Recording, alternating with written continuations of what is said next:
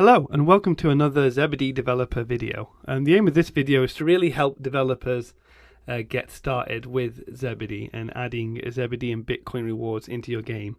The purpose of this video is to show you how you can add rewards to your game in under 1 hour, and also just to answer common questions that developers come with, basic things around UI, UX, where to get started.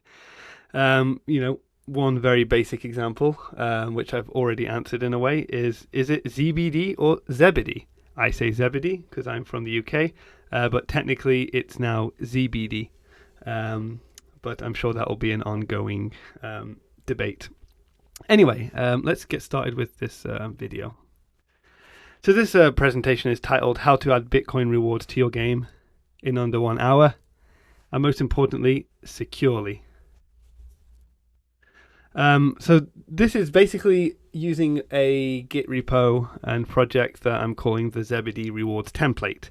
This because it is a template on how to add ZBD rewards into your game. It is a fully working template, so you can use this whole tutorial to have a finished game that does rewards. However, you'll probably want to customize it for your game specifically. So everything I'm going to show is open source and customizable.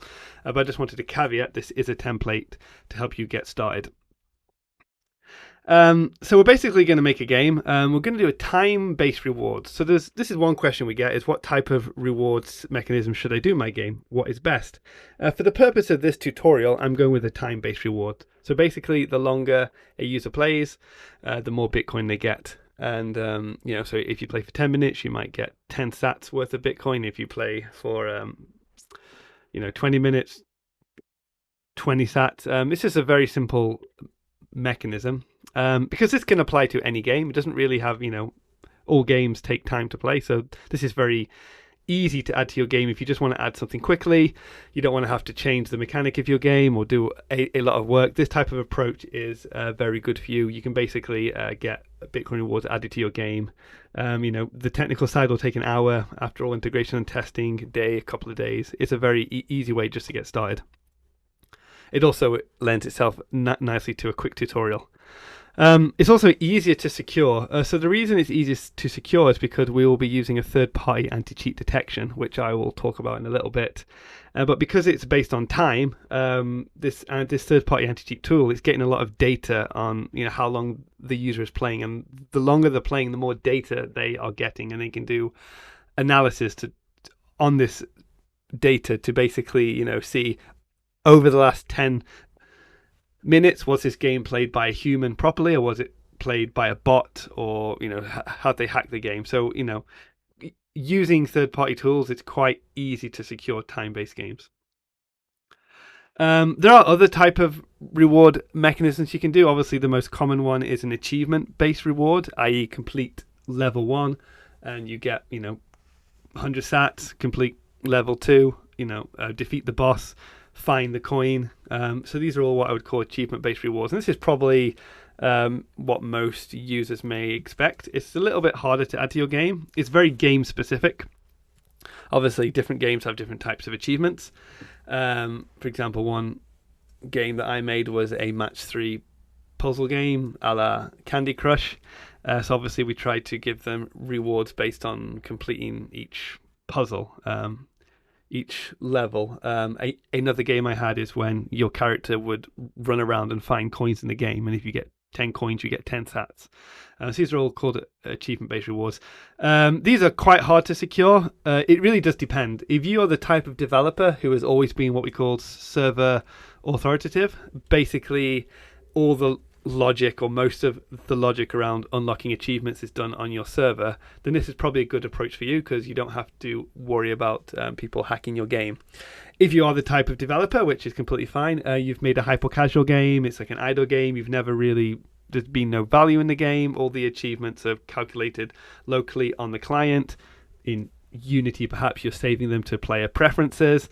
The logic and the memory handling is all changeable by somebody with hacking tools. And on that note, in a little bit, I'll probably just link to another tutorial series we have on our website, which is all about how players will hack your games and some of the stuff that you can do.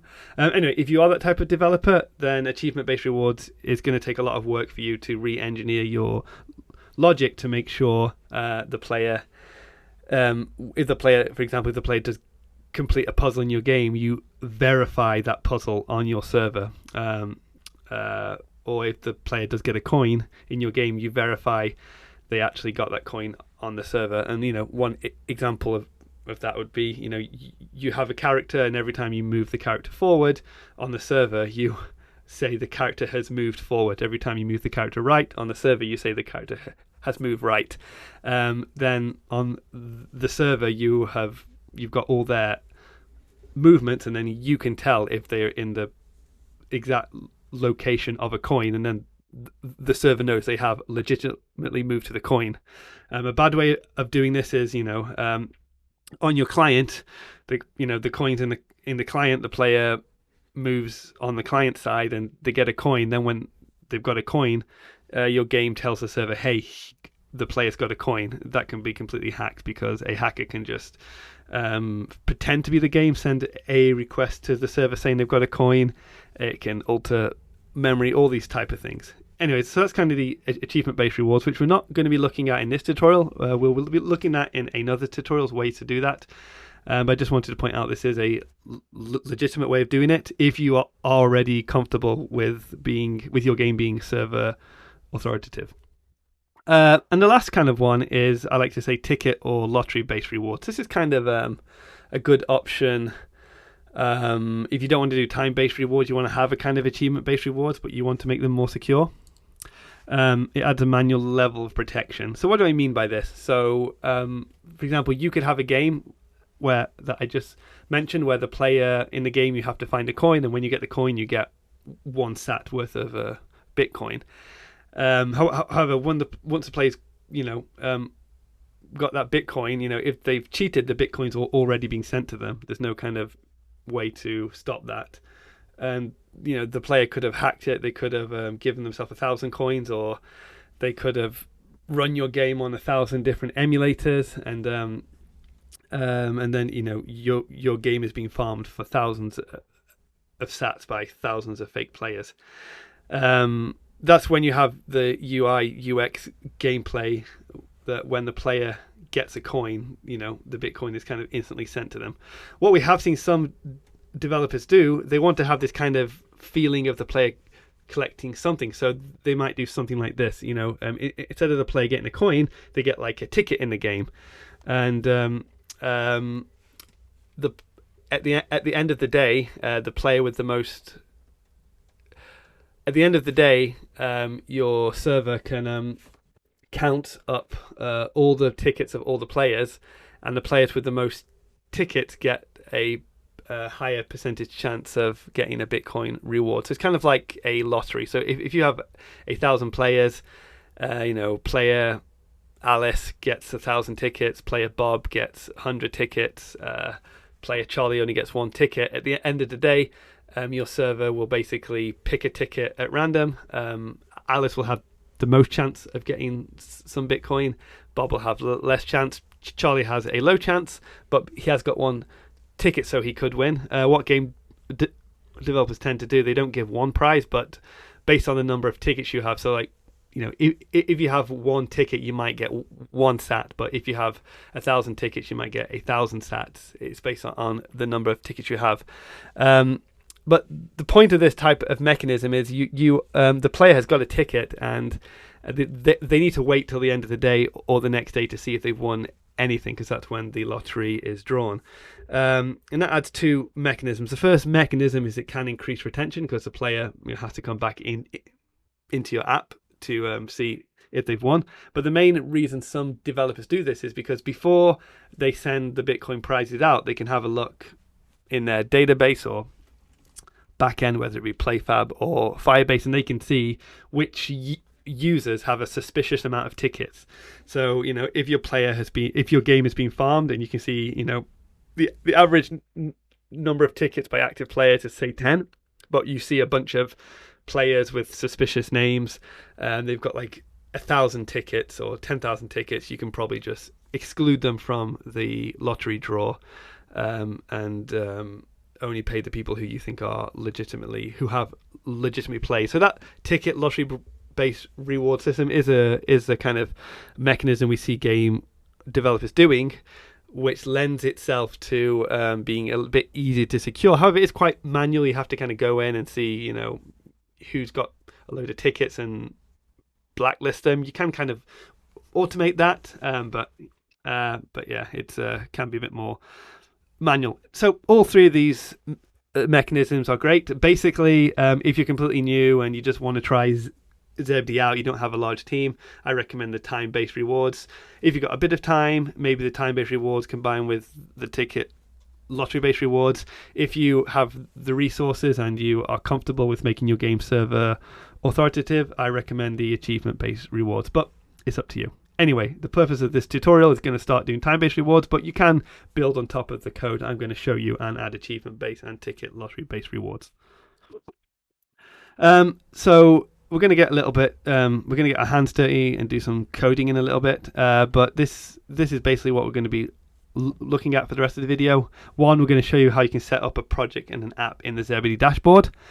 Two is going to be choosing your backend. So to use the ZBD API, you need to have a backend because we have a REST API with an API key, and if you call that from your client, the API key needs to be in the client, and it will obviously be stolen, and then a person can access your ZBD developer account and send all the Bitcoin to themselves. So how game devs integrate with our API is they have their client side, let's say in Unity, which is what this tutorial is going to be in, and their backend side could be like Node.js or PlayFab or Firebase, but they write scripts in those backend services to call the ZBD API. So your game will call your backend, let's say PlayFab or Firebase, and that backend will actually make the API request to send the Bitcoin rewards.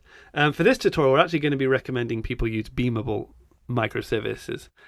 What is Beamable? So if you're familiar with things like PlayFab and Firebase, I would say Beamable is very similar to that. However, it's preferable to those companies, just because one of the great things about Beamable is your backend code sits in your Unity project.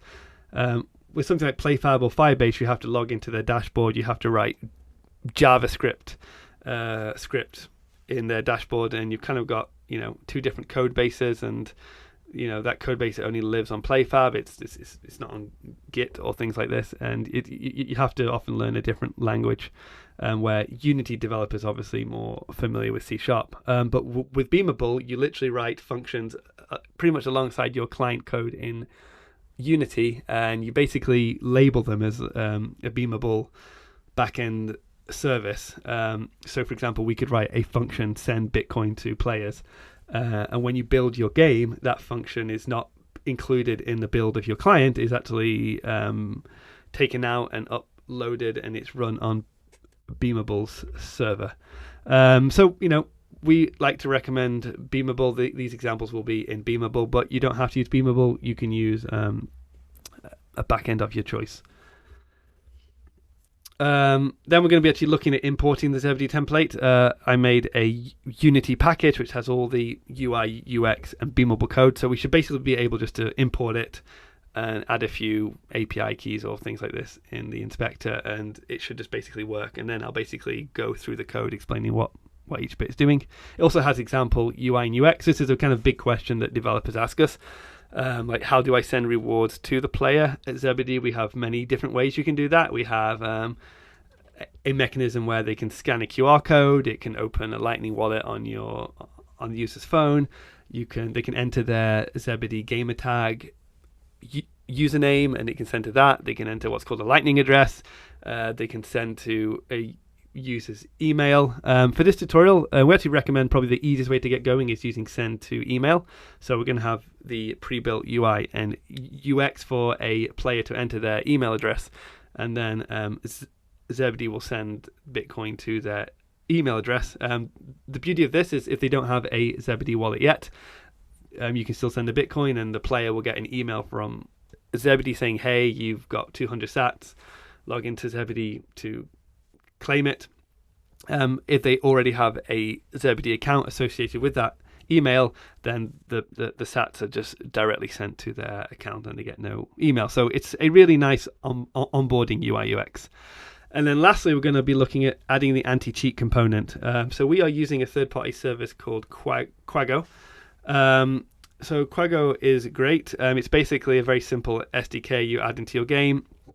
You basically do Quago start. It begins kind of getting a bunch of different inputs from the player, information about the device, information about how the user is playing, and then from your backend, in this case Beamable, we are able to, before we want to do anything like send the Bitcoin, we are able to query Quago and get a kind of data response for the particular player, and it will tell us the amount of time they've played, the amount of time they've played cheating, if their device isn't emulated, these type of things. This is a great service. I highly recommend using something like Quago just because players will find innovative ways to cheat in your game, and it's a little bit of an arms race, and to kind of handle all the new ways they try to attack your game by yourself is a full-time job, but companies like Quago exist so you don't have to worry about that. However, you don't have to use Quago. You can use something else.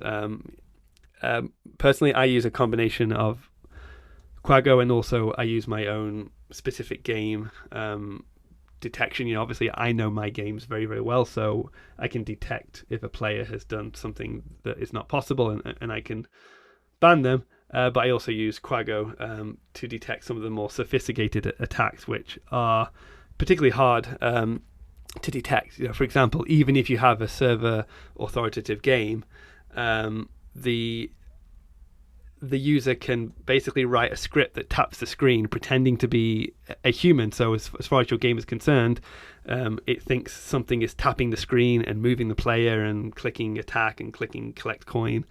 It's very, very hard for you to detect if that's a robot doing that, a bot, or a human, without some sort of complicated machine learning model. But this is exactly what Quago will do. It will be able to detect that. And finally, I just want to reiterate that security is very game specific. So even if you use Quago, the more game specific security you add, the better. Make sure your game is server authoritative as possible, etc. I mean, I'm going to just link. I'm just going to show you a series of videos on ZBD website I recommend around security, but we are going to be making more videos on security in the future with things that we've found helpful. This point is ad networks, ECPM, countries. This is just a broad point about monetization. So this is a question we kind of get from developers. What's the best way to monetize the game? So this is not particularly going to be looking at adding ad networks or the best way to monetize with ad networks. But if you are making a Bitcoin rewarded game, obviously the Bitcoin rewards, they need to be funded by some sort of profit of your game. And obviously most developers use ad networks to generate revenue, and then ECPM is obviously kind of a term for how much each player on average is making you, per ad, and also different countries produce higher ad revenue. What we recommend to developers is that obviously you want to give different amounts to different players based on how much ad revenue they make you. It's not just ad revenue. Players could be making you in-app purchase revenue as well, but most devs tend to go with an ad revenue based approach. But we generally recommend you want to start off probably in the tier 1 countries. I mean that US, EU, UK, because these are going to be a better quality of players. The ad networks are going to like them. They're going to give you higher ECPMs per player. What we have seen developers struggle with in the past is they have opened up their game to like tier 2, tier 3 countries, let's say Indonesia, Malaysia, and they've had a lot of players who are getting Bitcoin rewards. So let's say they get about 10 cents a day in Bitcoin rewards, but they're only making the developer 5 cents in ad network. So at that point, you want to really consider, do you want to serve these countries? So we recommend maybe start turning them off once your ad networks are tuned, or you've gotten rid of any security issues. You want to slowly maybe add these other countries back on. And that's another point as well. We do see more hacking and bot farms from specific countries such as Brazil, Malaysia, the Philippines. They tend to have a higher percentage of players who are cheating and or generate very low ad revenue. So we recommend probably to start off with the UK, US, EU, tier 1 countries. There are less hackers there, and also they should generate you higher revenue. Another thing on that is if you want to make your game more secure, so you don't want the game to be playable by a hacker, and we can talk about this a little bit later, but detecting if they're playing on an emulator or a fake device is good to stop. You want to stop them playing on those devices, because if they are playing on a device which is deemed let's say of low quality or a fake device, and the ad networks almost likely be detecting that and giving you a low CPM for that player. So you want to basically stop them from playing before you send them to the ad networks, or before you show ad network traffic to that player. Finally, reward amounts. So this is a question we often get: how much Bitcoin should I send to the player? We've kind of settled on the number around 500 sats maximum per day. So each player, they have a limit on 500 sats per day. If they hit that limit, they can't get any more Bitcoin until the next day. This is a number we settled on. It does depend on the game. Even though there's a 500 sats maximum limit, most players never claim that amount, but the power players do. But that's just a good number to start with. I would personally start lower if it's a new game, maybe start at 100 sats, 200 sats, and then increase it from there. Just the reason being, if you set it at 500 sats and you find it's too high and you lower it to 200 sats, your players might get angry because they're getting less Bitcoin. On the other end, if you start at a lower amount and increase it to 500 sats, the players will be happy. Also, so at the time of speaking, I guess Bitcoin is around $40,000. So this is 500 sats around that price mark. If you're watching this video in the future and Bitcoin is higher or lower, hopefully higher, then obviously you want to adjust that number down. We do have an API on our developer REST API reference, which will tell you the current Bitcoin price. So you can base it on the current dollar value. But just to keep it's simple, between 200, 500 sats. If it's a new game, probably start at 200 sats. Anyway, that's about it for the introduction. Next, I'm going to be going back here and show you how to set up a project and set up Beamable and import the ZBD template. So thank you for listening, and I will see you in a little bit.